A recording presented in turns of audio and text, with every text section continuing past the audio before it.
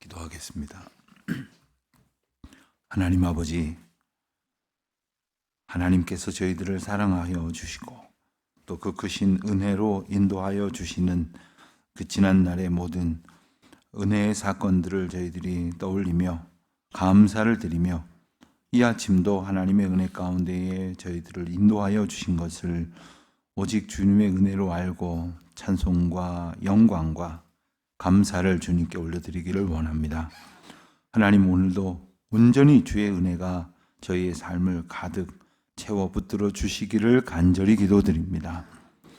저희는 어리석은 생각들로 살았을 때에는 저희의 뜻대로 되는 것이 하나님의 크신 은혜라고 생각을 했지만 하나님의 크신 은혜가 무엇인지를 이제 알아가면서 저희의 뜻대로 되는 것이 아니라 하나님의 뜻대로 되는 것임을 알게 하여 주셨사온즉 저희의 허망한 생각들과 또 허탄한 계획들을 폐하시고 오직 하나님께서 뜻하시는 바를 이루어 가시는 거룩한 은혜의 날이 되게 하여 주시기를 기도드립니다. 성령께서 저희 마음 가운데에 주시는 그 생각들이 언제나 떠오르도록 주님 저희들의 마음과 뜻을 주장하여 주시옵시고 저희가 허탄한 생각에 매여 있지 않도록 저희들의 마음을 온전히 인도하여 주시기를 간절히 기도드립니다. 저희들의 생각조차 스스로 어찌할 수 없는 연약하고 어리석은 존재임을 고백할 때마다 저희를 붙드시는 하나님의 은혜와 만나게 하여 주시옵소서. 하나님께서 저희를 돌보아 주심으로 여기까지 이르게 하신 그 은혜를 저희들이 찬송하는 가운데 오늘도 하나님께서 베푸실 귀하고 복된 역사의 날 앞에서 마침 우리가 준비해야 될 것이 무엇인지를 기억하고 또 그것을 위해 준비하고 노력하는 자들이 되게 하여 주시기를 기도드립니다. 하나님, 이 저희 교회를 통해서 지금껏 일하신 바를 저희들이 기억하게 하여 주시옵시고 또 소원하는 마음으로 준비하게 하여 주시사 특별히 새로운 예배당을 건축하고 있는 저희들이 이 시기에 새로운 예배당 시대를 잘 준비할 수 있는 날들 되게 하여 주시기를 간절히 기도드립니다. 어제는 지하 1층 콘크리트 타설 작업이 원만하게 잘 이루어질 수 있도록 인도하여 주셨으니 감사를 드립니다. 특별히 많은 레미콘 차량들이 공사장 주변을 오가면서 주변에 있는 분들에게 불편을 끼쳤을 것임에도 이렇다 할 어려움 없이 하루 종일 되어질 그 공정이 잘 마무리될 수 있도록 인도하여 주셨으니 감사합니다. 하나님, 매일매일의 공정이 저희들은 때로는 생소하고 또 여러 가지로 익숙하지 않은 일들이지만 하나님께서 저희들의 형편에 맞게 예비하여 주신 그 과정들을 저희로 짚어가게 하실 때에 하나님께서 돌보시고 은혜로 인도하여 주시며 한층 한층 세워가시는 그 놀라운 역사하심을 저희들로 보게 하여 주시기를 간절히 기도드립니다. 하나님, 특별히 저희 교회가 이렇게 한층 한층 지어져 올라가는 것이 이제 눈앞에 펼쳐지는 것을 보면서 저희들은 그저 감사하고 하나님의 영광을 온전히 찬송할 수밖에 없사온데 보이는 건물뿐 아니라 보이지 아니하는 예배당, 보이지 아니하는 공동체, 보이지 아니하는 교회가 또 함께 지어져갈 수 있도록 은혜를 더하여 주시기를 기도드립니다. 연약해지기 쉬운 참으로 무더운 계절입니다. 우리 성도님들 한 분 한 분 평강의 평강으로 지켜주시고 특별히 연로하신 어르신들, 병약한 성도님들, 병중에 있는 이들, 치료 가운데 있는 이들 한 사람 한 사람 하나님의 은혜 안에 붙들어 주시기를 간절히 기도드립니다. 하나님, 특별히 우리 청년들 내일을 위하여 열심으로 준비하고 수고하는 시절입니다. 세상을 보고 또 하나님 의지하지 않는 많은 사람들을 볼 때에 그저 휩쓸리기 쉽사오나 우리 주님 저들의 걸음걸음을 도와주셔서 주님의 섭리와 만나게 하여 주시옵시고 우리의 존재의 근원이 오직 주 여호와 하나님이신 것을 깨달아 찬송하는 주의 백성들 되게 하여 주시옵소서. 하나님, 오늘도 주의 말씀 주시니 말씀 가운데 저희들에게 짚어주시는 그 뜻을 마음에 새기게 하시고 하나님께서 주시는 그 약속의 말씀 앞에서 저희들의 삶이 확정되게 하여 주시옵소서. 이 하루의 모든 날들 모든 시간들 하나님 앞에 의탁합니다. 우리 성도님들 계획하고 또 수고하고 준비하는 모든 일들 앞에서 하나님의 영광 선포하여 주시옵소서. 감사드리오며 이 모든 말씀 우리 주 예수 그리스도의 이름으로 기도드립니다. 아멘. 시편 87편 말씀을 보겠습니다. 시편 87편 말씀 우리 함께 한 목소리로 봉독하겠습니다. 시편 87편 1절로 7절 말씀입니다. 그의 터전이 성산에 있으며 여호와께서 야곱의 모든 거처보다 시온의 문들을 사랑하시는도다. 하나님의 성이여 너를 가리켜 영광스럽다 말하는도다. 나는 라합과 바벨론이 나를 아는 자 중에 있다 말하리라. 보라 블레셋과 두로와 구스여 이것들도 거기서 났다 하리로다. 시온에 대하여 말하기를 이 사람 저 사람이 거기서 났다고 말하리니 지존자가 친히 시온을 세우리라 하는도다. 여호와께서 민족들을 등록하실 때에는 그 수를 세시며 이 사람이 거기서 났다 하시리로다. 노래하는 자와 뛰어노는 자들이 말하기를 나의 모든 근원이 내게 있다 하리로다. 아멘. 제가 학교 다닐 때 그 국어를 가르치던 선생님께서 이런 말씀을 하신 적이 기억이 납니다. 시를 공부할 때에 가장 중요한 것은 먼저 내용을 잘 파악하는 것인데, 그리고 주제를 짚어낼 수 있기 위해서는 그 시가 혹시 강조하는 게 있는지를 찾아봐라, 이런 이야기를 하셨습니다. 물론 강조하는 부분이 명료하게 드러나지 않은 채 여러 시어들을 이렇게 전개해가는 그런 방식도 있지만, 많은 시들이 중요하게 짚어가려고 하는 표현들이나 단어들, 주제어가 되는 그러한 표현들을 반복할 때가 있습니다.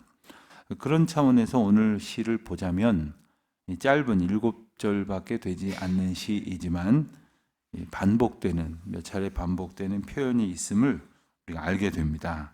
4절에도 5절에도 또 6절에도, 그리고 표현을 좀 달리하지만 7절에도 등장하는 표현이 있으니 바로 그것이 거기서 났다, 거기서 났다, 이런 표현입니다. 7절밖에 안 되는데 이렇게 서너 번에 걸쳐서, 명료하게는 3번, 또 이렇게 감추어진 의미상으로는 또 한 번 해서 이렇게 반복되어지는 것을 보면 이 시편 전체의 주제가 바로 어떤 그 출생의 근원 또는 어떤 존재의 근원, 이런 근원에 관한 이야기를 담고 있구나 하는 사실을 생각해 볼 수 있게 됩니다. 여러분은 여러분의 어떤 출생의 기원이나 존재의 근원에 대해서 얼마나 관심이 많으십니까? 사람들은 관심이 아예 없는 것은 아니지만 그다지 많은 관심을 두고 있지는 않습니다. 현재, 즉 오늘이 중요하지 뭐 지난 날이 뭐가 중요하랴, 이렇게 생각을 하기도 하고, 그게 뭐 지금 나를 어떻게 뭐 도와주는 것도 아닐 텐데, 이런 식으로 생각을 하게 될 때가 많습니다.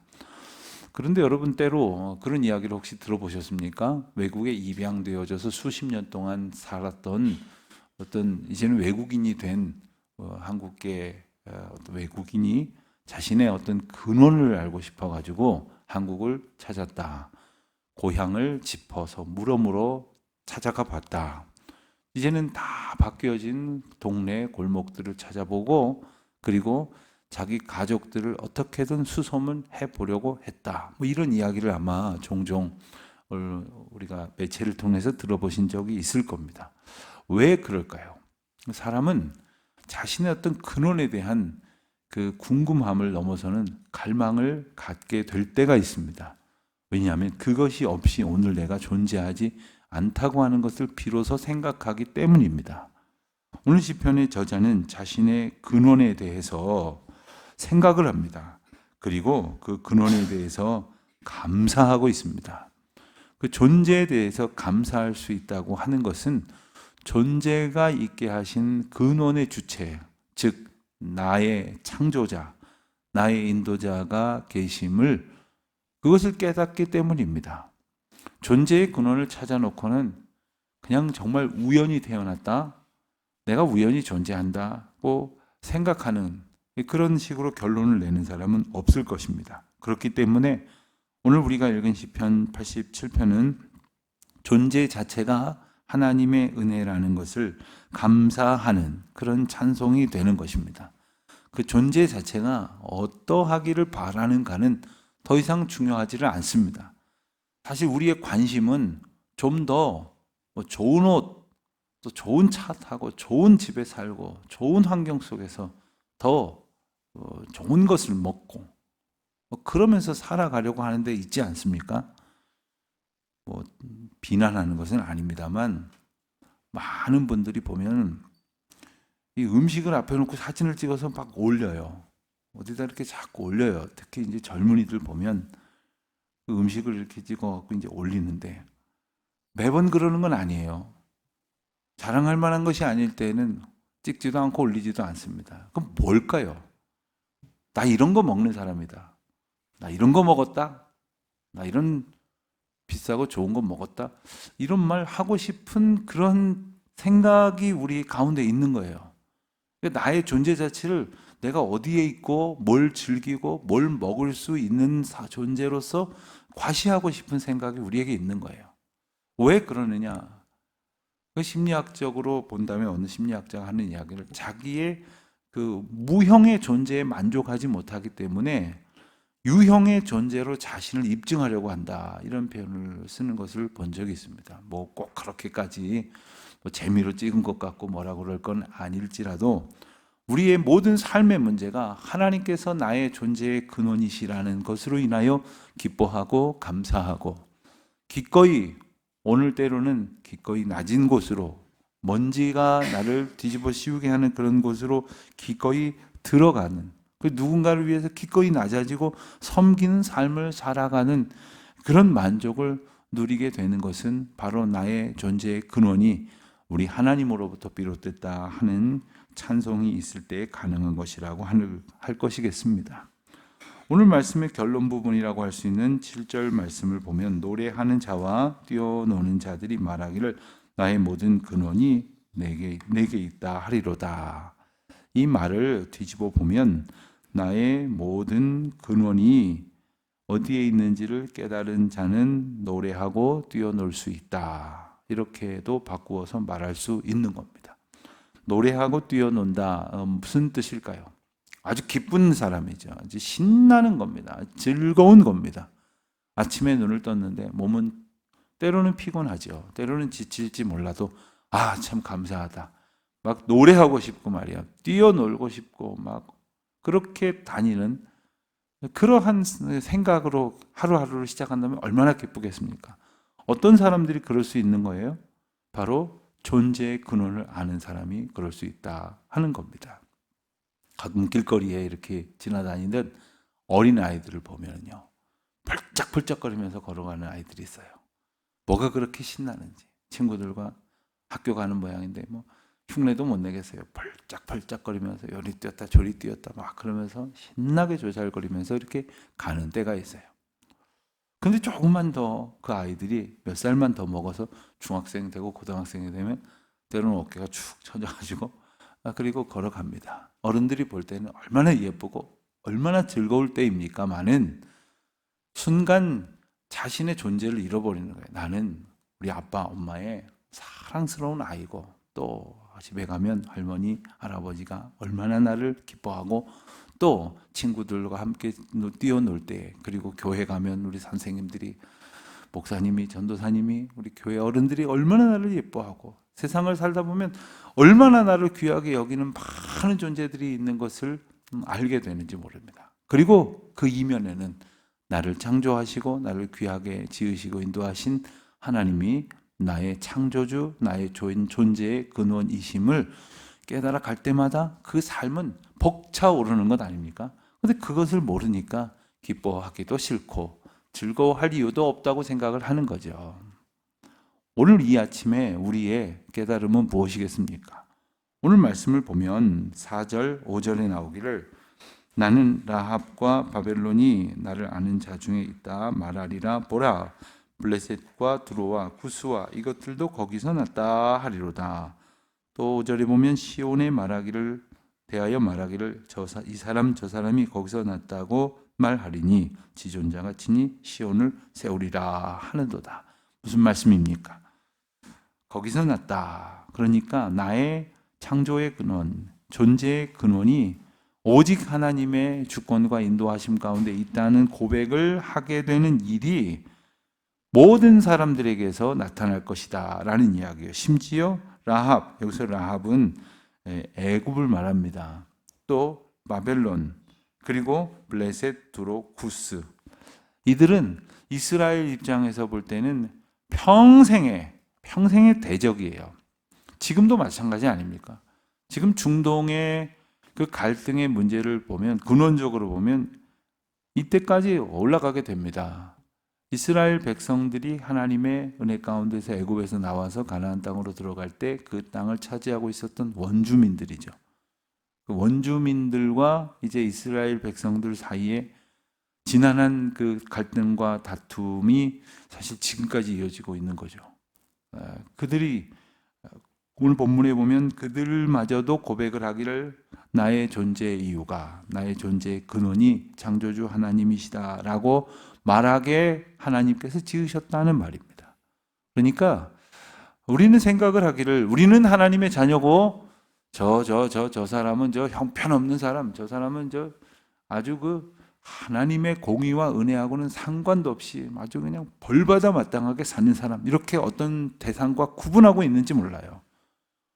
어떤 분들은 민족을 그렇게 구분하는 분들도 있어요. 어떤 분들은 국가를 그렇게 구분하는 분들도 있어요. 어느 교회에서 해외 선교를 확장해가는 과정 가운데 뭐 요즘은 그런 얘기 잘 안 나옵니다만 아주 오래전 얘기를 합니다. 일본에도 이제 선교지로 정하고 일본에도 이제 우리가 후원을 하고 그리고 중점 또 가까운 데다가 거점으로 삼고 일본 선교를 확장합시다 했더니 어떤 분이 또 그러더라는 거예요. 아니 하고 많은 나라 중에 우리를 그렇게 역사적으로 괴롭힌 일본에다가 선교를 꼭 해야 되겠냐고. 다른 나라는 다 몰라도 거기는 안 된다고. 우리 집안에도 일제시대 때 고문당한 조상이 있고 뭐 말씀하시더라고요. 그 말씀도 일리가 있겠죠. 많은 하나님의 은혜 가운데에 또 결국에 가서 하나님을 나의 왕, 나의 하나님, 내가 그분에게로부터 났다. 나의 존재의 근원은 창조주 하나님이시다라는 고백을 하지 못할 대상은 없다라는 것을 깨닫게 하시는 것입니다. 이 말이 왜 중요하냐면 우리 한 사람에게 있어서도 우리의 역사와 시간과 형편에 따라서 나는 하나님에게서 났지, 당연히 하나님의 백성이지, 하나님의 복을 얻었지라고 고백을 할 수 있을 때도 있지만 또 어떤 때는 나는 그런 존재가 아닌가 봐 라고 스스로를 의심하고 그리고 한탄할 때가 있다는 거예요. 나는 하나님께로부터 버림받은 것이 틀림없어. 나는 하나님께로부터 완전히 저주받은 인생일 게 틀림없다. 그렇게 아니고서야 내가 하는 일마다 어떻게 이렇게 망할 수 있느냐. 내가 뭐가 그렇게 잘못이 크다고 나를 이렇게 젊은 날부터 이렇게 고생하게 하시는가. 내 주변에는 왜 죄다 저런 사람들만 있어서 나를 피곤하게 하는가. 이런 어떤 그 형편과 상황을 놓고 말하면서 나의 영적 존재의 근원을 부정하게 되는 그런 때도 있다는 거예요. 그런 때 동일하게 오늘 말씀을 우리 가운데에 붙들 수 있어야 하는 것입니다. 나의 존재의 이유가 하나님께 있다. 오직 하나님의 은혜 가운데 내가 살아가고 있다 하는 거죠. 우리가 평소에 가지고 있는 어떤 만족의 기준이라는 것은 뭘까요? 내가 얼마나 가졌는가, 또 얼마나 올라갔는가, 얼마나 누리는가, 내 소원이 얼마나 충족되었는가, 사실 여기에 있지 않습니까? 그런데 문제는 그 소원은요, 사실 충족되면 안 되는 거예요. 그게 충족되면 오히려 하나님의 영적인 관점 가운데서 우려스러운 일이고 오히려 망하는 길로 가는 것임에도 불구하고 그걸 계속해서 달라는 것일 때가 있죠. 뭐 아주 좀 뭐랄까 극단적인 예를 들면 이렇게 볼까요? 아이가 장난감을 가지고 노는데 이것저것 가지고 놀다가 심심한데 보니까 부엌에서 어머니가 쓰는 그 칼을 보니까 그 저거 가지고 뭐 이것저것도 재밌게 할 수 있을 것 같아요. 그 칼을 달라고 한다고 하겠습니다. 어머니가 줄 리가 있겠습니까? 안 돼. 그러니까 이 녀석이 뭐 좋은 건가 보다. 달라는데 안 주는 걸 보니까 귀한 건가 보다. 저걸 꼭 가지고 놀아야 되겠다고 자꾸 가서 때를 씁니다. 그거 줘야겠습니까? 오히려 어머니는 이거 안 되겠다 그래서 저 찬장 높은 데다가 이렇게 숨겨놓죠. 때로는 우리가 이 예는 좀 극단적일 수 있겠습니다만 때로는 예를 들어서 우리 그런 바람을 가지고 그것을 계속 열망하고 그것을 계속 추구하려고 할 때가 있다면, 그리고 그것을 채우지 못한 것으로 인하여 자기 존재의 기쁨을 의심하고 있다면 그것은 참 어리석은 것 아니겠습니까? 그런데 하나님께서는 그것이 얼마나 어리석고 짧은 생각인지를 깨닫게 해주시기 위해서 나의 근원이 오직 주님 앞에 있다라고 하는 것, 오직 하나님의 은혜 가운데 있다라고 하는 것을 깨닫게 하시려고 이방인들의 예까지, 이방인들의 사례까지를 이렇게 들어주셨던 것이죠. 우리는 우리 형편을 다른 사람들과 비교하며 하나님께서 주신 존재의 은혜를 받아들이지 못할 때가 참 많습니다. 내가 볼 때 부러운 사람을 보면서 저 사람은 참 하나님이 특별히 복을 주시나 보다. 나는 왜 주시지 않지? 어떤 시대를 살아가면서 어떤 상황을 살아가면서 혹 그럴 때가 있습니까? 하나님께서 우리에게 주신 특별한 은혜의 날들을 우리가 살 수 있기 위해서 오늘 우리 가운데 주신 약속의 말씀을 기억할 수 있어야 할 것이겠습니다. 다시 이 아침에 우리의 존재의 의미를 깊이 생각해 보는 시간이 있으시기를 바랍니다. 나의 존재의 의미와 가치가 어디에 있는지 분명한 답을 가지고 살아갈 수 있어야 할 것이겠습니다. 나는 하나님께로부터 났다. 나의 근원이 오직 예수 그리스도를 믿는 자로 존재하게 하시는 하나님의 은혜 가운데 있다 하는 것에서 모든 기준이 정해지고 또 용기를 얻게 될 것이고, 그리고 내 눈에 볼 때, 내 생각에 볼 때 그렇지 않아 보일지라도 하나님의 주권 가운데에서 하나님은 우리를 인도하신다는 사실을, 이방인과 유대인을 막론하고 하나님께서 저들을 그 존재를 깨닫게 하심으로 기뻐하고 즐거워하게 하신다는 말씀처럼, 비록 나의 삶이, 우리의 삶이 내 눈, 내 생각에 볼 때에는 도무지 이해가 안 되고 만족스럽지 않을지 몰라도 하나님의 존재의 이 은혜와 하나님께서 우리에게 주신 그 존재의 사명 가운데에서 그 은혜를 발견해가는 저와 여러분 되시기를, 또한 오늘 하루가 되시기를 주님의 이름으로 축원드립니다. 하나님 아버지, 저희를 주의 백성으로 나게 하여 살게 하시고 또 그것을 깨달아 하나님 앞에 감사하는 시간 허락하신 것을 인하여 주님께 영광을 돌립니다. 종종 아무것도 보이지 아니하는 흑암과 같은 곳을, 깊은 터널과 같은 곳을 지날 때에도 우리를 붙드시고 우리를 인도하시며 우리를 존재케 하신 하나님의 근원적 은혜를 놓치지 아니하고 감사하며 살아가는 저희들 되게 하여 주시옵소서. 예수님의 이름으로 기도드립니다. 아멘.